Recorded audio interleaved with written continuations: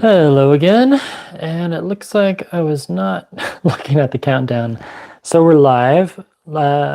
Luis asked me a question about the Amazfit T-Rex 2, and I just wanted to respond to him because, well, I like to respond to people.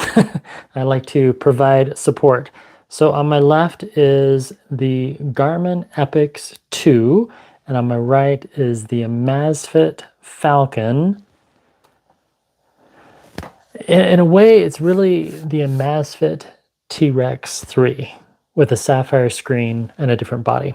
Anyway, heart rate. Right now, this one says my heart rate is 93. Garmin is telling me that my heart rate is 77. Okay, so what Amazfit did is they came out with a live heart rate app, which doesn't make quite sense. So let me show you. Rotate camera. So here's the live app. So you go here, scroll. Real-time heart rate. This makes no sense, but whatever. So it takes a little bit, even though I've already told the watch to get my heart rate every minute. Okay, says 81. And then a fun thing you can do when you're filming is you swipe down, go to light, and keep the screen on for 15 minutes. There we go, real-time heart rate 80, or this one is 76. 80, 75. Okay, here we go. Now I'll just rest both arms. Amazfit in general is always higher or always lower. Okay, here we go. Now they're adjusting. Nope, it's still... Nope, now it's too low. That's just weird.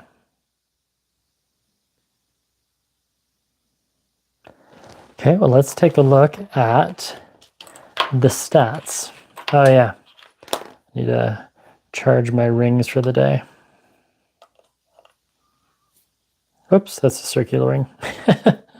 They all look so alike. So now we're at 75, 76. Okay, it finally caught up. And then eventually this will time out and quit. So let's take a look at sleep last night. 5 hours and 37 minutes. Not enough to do a live video, but we did one anyway, didn't we? Awake time. All right, sounds good. So now let's check sleep on this watch.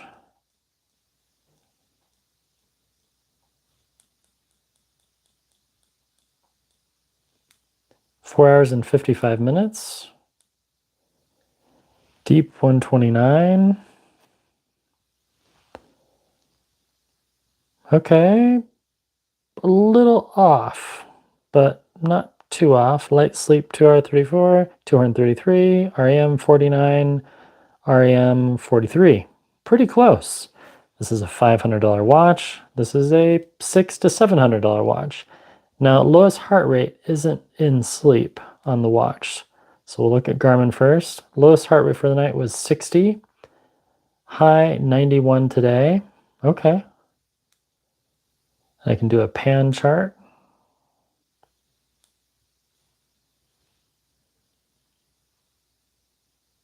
And it really gives me details. So now let's check Amazfit. Scroll on down. Heart rate. We have a low of 55 up to 114. And then I can click refresh and it gives me a live heart rate here, which so why do we need the app? There's a lot of inconsistencies with Amazfit.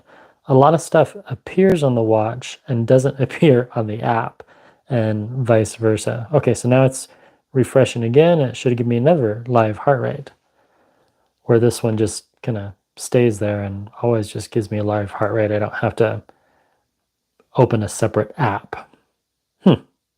So here's another little story that I'll share with you. Rotate camera. So I'm driving and I have two watches on. One is the Coros, this one, don't go anywhere. The Coros Apex 2, and the heart rate on here is pretty accurate, I would say, and accurate in the sense of consistency. So if it's always off 10%, it's always off 10%. So that's accurate and consistent. You kind of need both to be a true smartwatch. The Amazfit is accurate, but it's inconsistent. So I'm driving and I look down at my wrist and it says my heart rate is 150. So I'm thinking, okay, 150 beats per minute and I'm driving. I'm like, man, am I having heart arrhythmia or something? And then I check my Coros and it reads 81. So then the next stoplight, I put on my Apple Watch and I compare the Apple Watch to a Amazfit. And while I'm driving, my heart rate according to Apple Watch is around 75 beats per minute. A few minutes go by, I look down at a Amazfit and it says my heart rate is 165. So it's not even close, not even close. Now it does track naps. It looks really pretty. I love the sapphire screen. I love a lot of things about this watch, but I don't like the inconsistencies. Really what Amazfit needs is refinement, another year of refinement. I think if they continue with this Falcon line and they come out with a Falcon 3, it will have better accuracy and better consistency. I mean, even a broken watch like this one, no, not this one. We'll say this one, this Polar. You know, if it's completely broken, it's still right and still correct with the time twice a day. Yeah.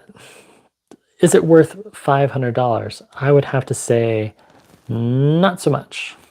So we're going to clean the sensor because that's what people want you to do, right? Make sure that sensor's accurate. It's on nice and snug. Oh yeah.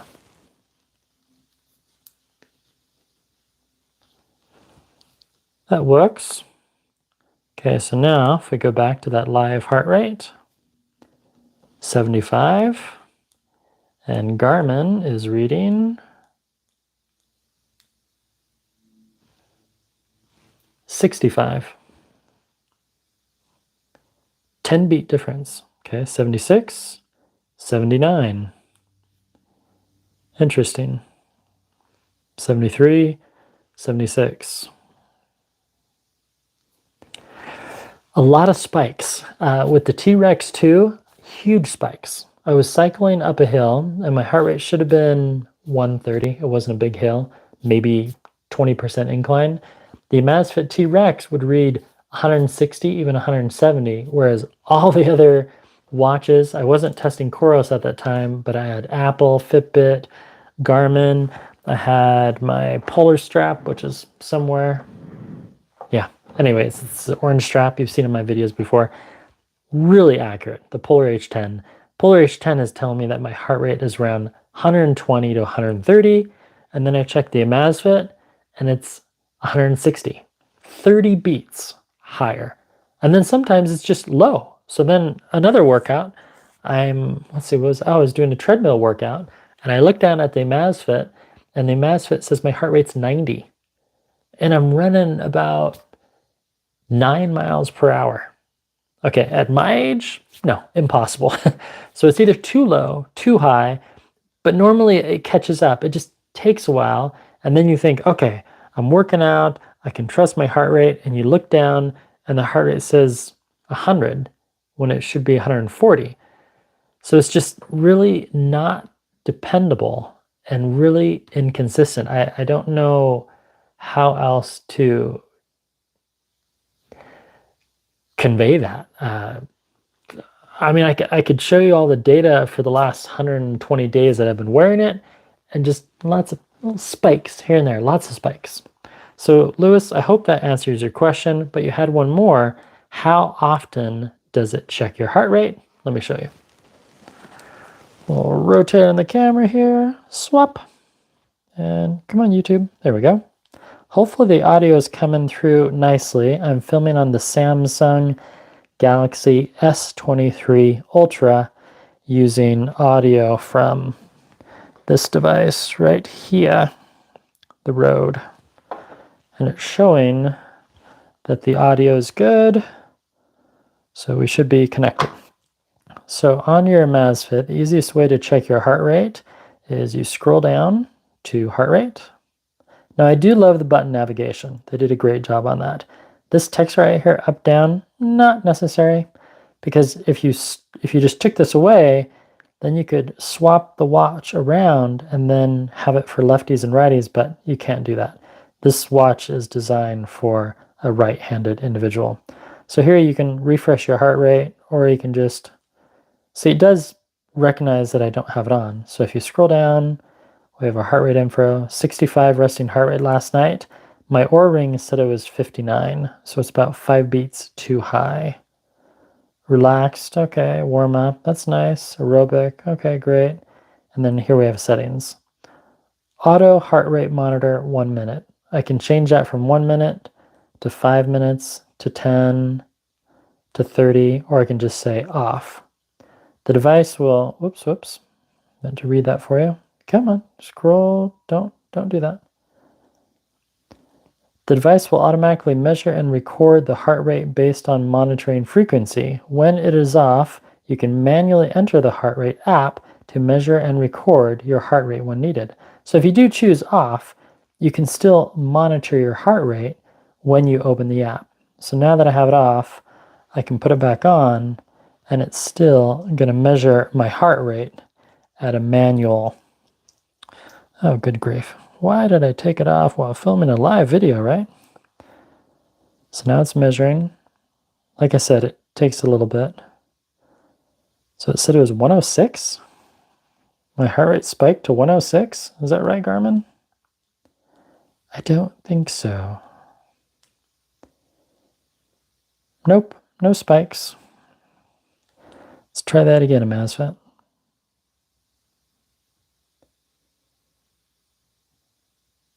Come on, make yourself look good. Here's your chance.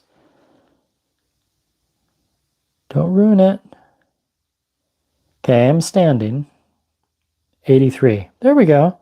A little better. So now we'll go to the live heart rate app and see if that still works, even though we told it to go off. Real-time heart rate, 77. Relaxed. We wait for that. 79. 76.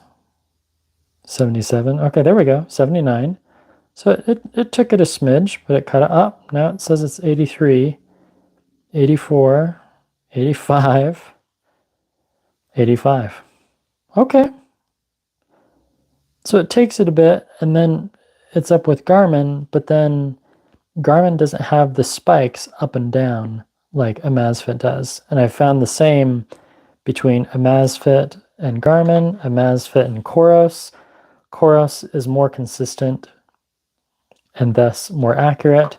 Same for Polar, same for even this Garmin. I mean, this one is a $230 watch. If we take the Withings Scan watch, let's try that. Withings is a lovely company from France, and they tout that their heart rate is quite accurate. There we go. Then we just scroll on down this hybrid watch. There we go. Beats per minute. Sorry about the reflection. I was in a hurry to film this for Luis. Meanwhile, 86, 85. Here, I'll sit down. 86.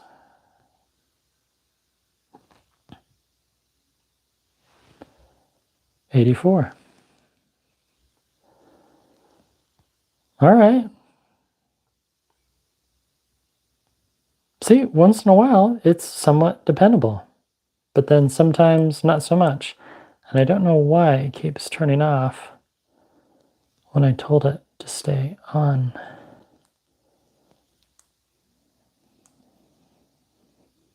Now the touchscreen, very nice. Don't get me wrong. That's really sweet. I like the touchscreen on this Falcon.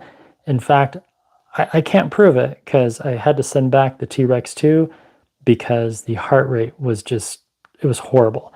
This one is slightly better. So the touchscreen on this is pretty nice. Funny enough, you can't, when you're in real-time heart rate, you can't see anything else. To view the heart rate stats, you have to go back to the heart rate app. That's kind of weird. And that app was made by Amazfit. So heart rate on this one, 86 1 minute ago. So now it's going to do another reading. We'll compare these side by side. 68. Wow, that's pretty good for filming a video. 80. So now it's too low. 81.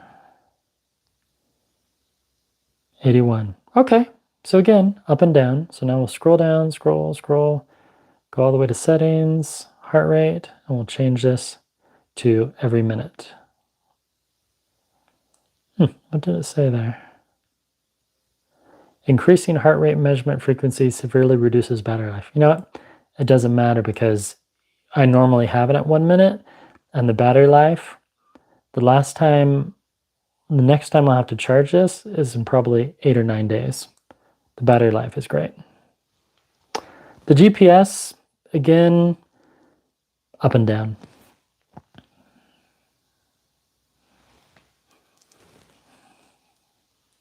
And Luis, there's your video. I hope I've answered a few of your questions and some questions that other people had regarding the Amazfit T-Rex 2 and the Amazfit Falcon.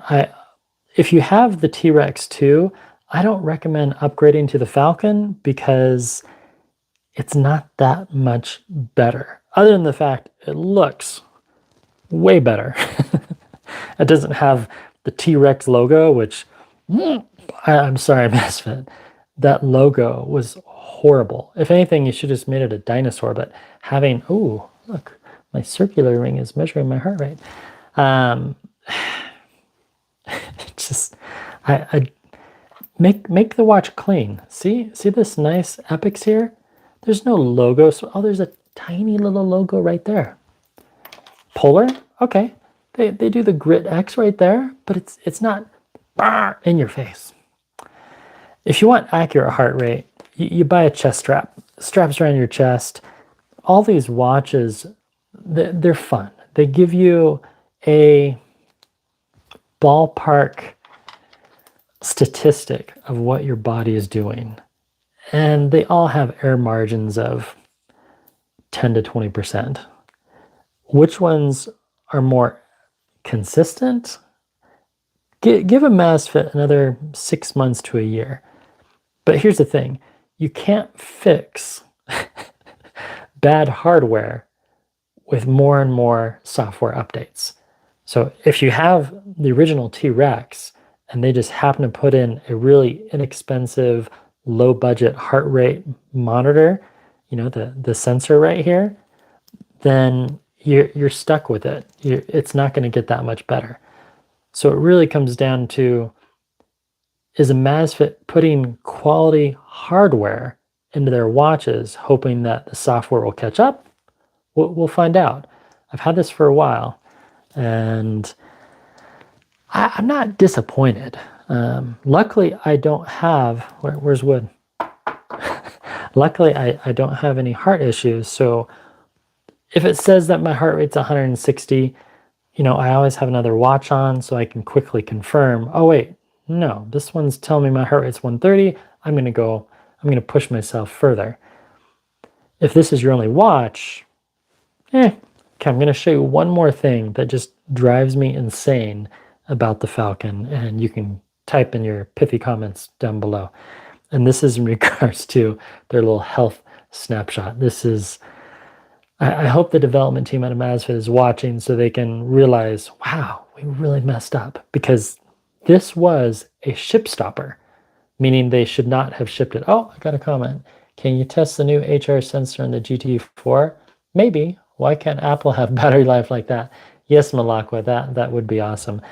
Next time I do these live videos, I'll have a moderator with me, an assistant that I'll pay in candy, and she can read me the comments, because I can't do both. I'm not that talented. Here, I'll show you.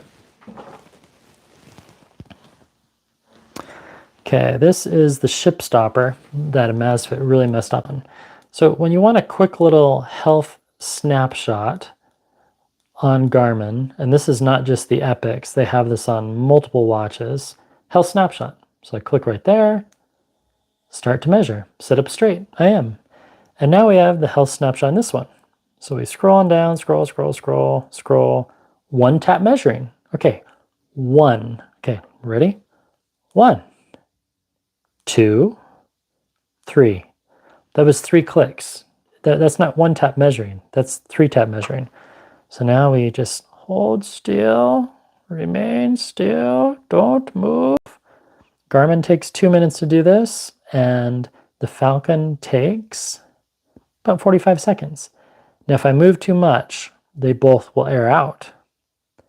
And I'll show you a huge difference between these two watches. And again, the Garmin Venue 2 Plus has a health snapshot.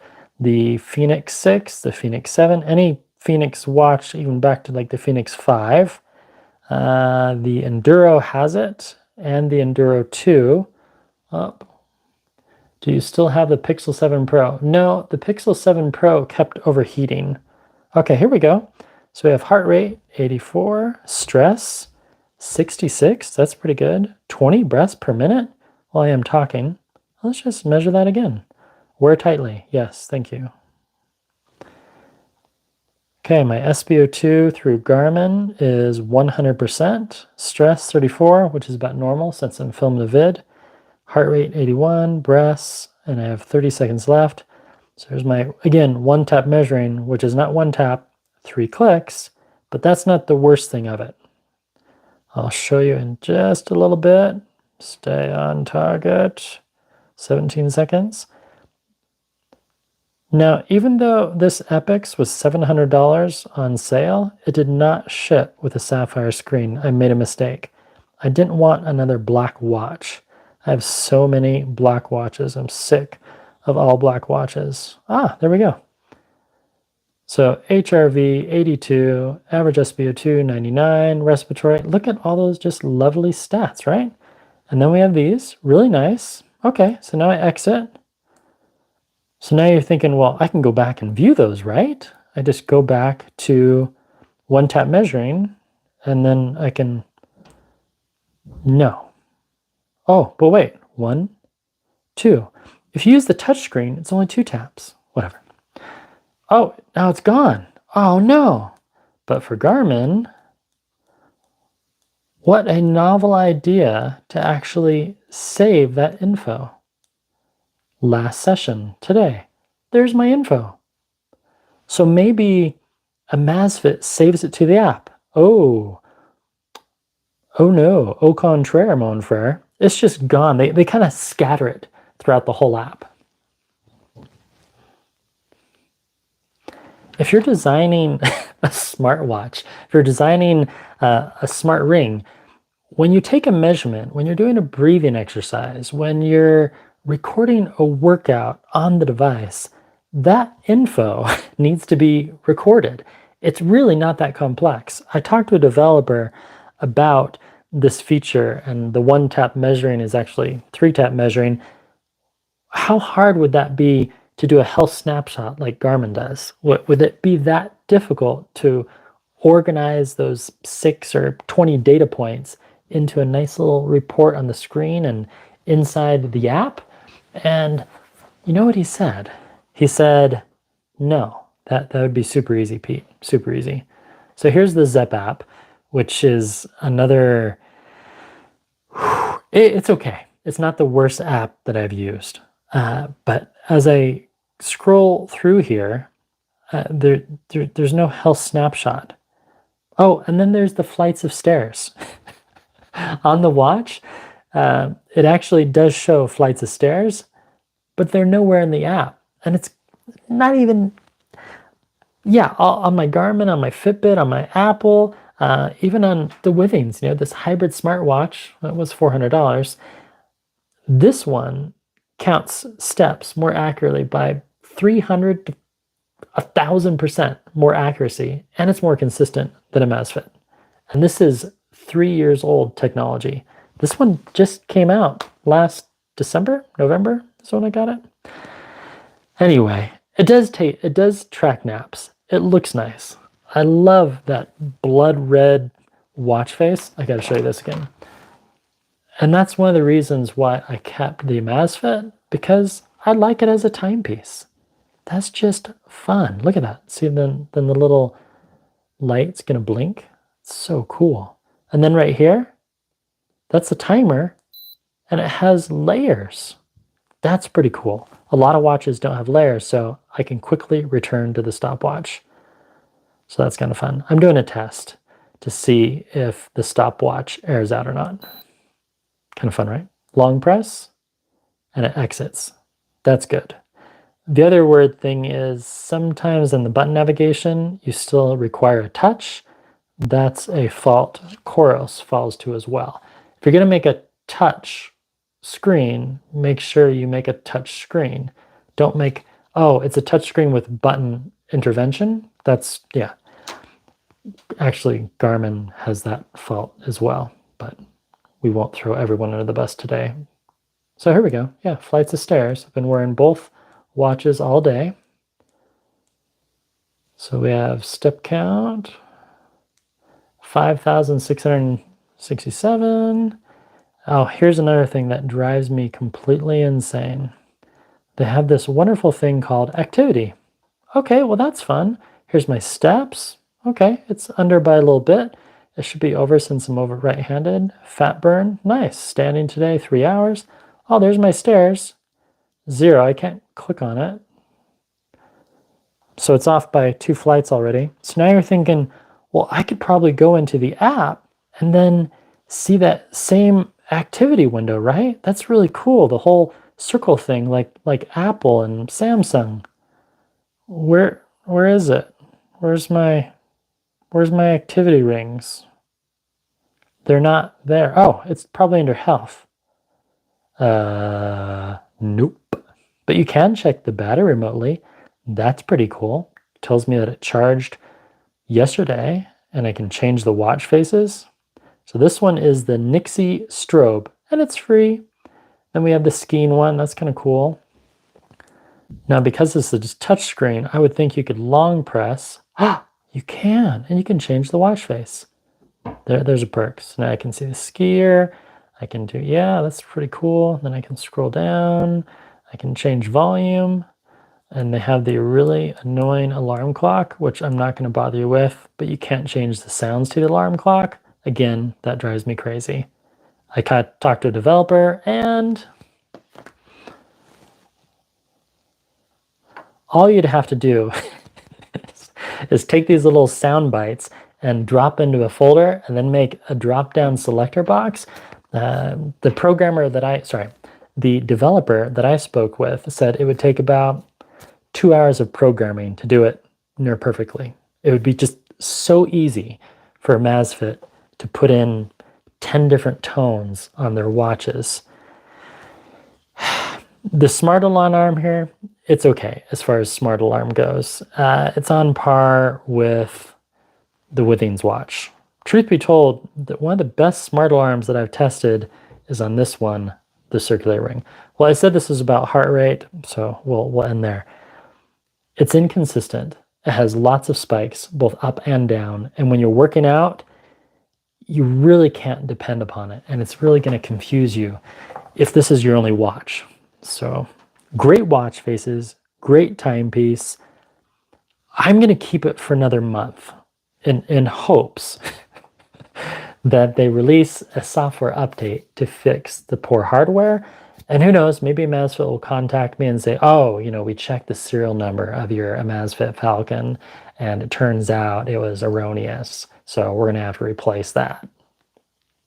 I don't know. Thank you so much for watching. Appreciate your time as always. If I missed your pithy question, let me know and I'll just have to do another live video tomorrow morning. Should this be my new thing? I just do an Amazfit live video every Monday, Wednesday, Friday, Monday, Tuesday, Wednesday, Thursday. I don't know. I'll see you again later today. I have a couple of videos lined up. I shot 10 videos last week about watches and gadgets, and I have an alarm system video coming up. I have an update on the Coros video, and then I'll also be doing a video of these two hybrid watches. Withings or Garmin? Who rules the smart hybrid realm? We'll find out. Don't forget to run farther to go further in life. See you later. Goodbye. Come on, stay on. And live recording.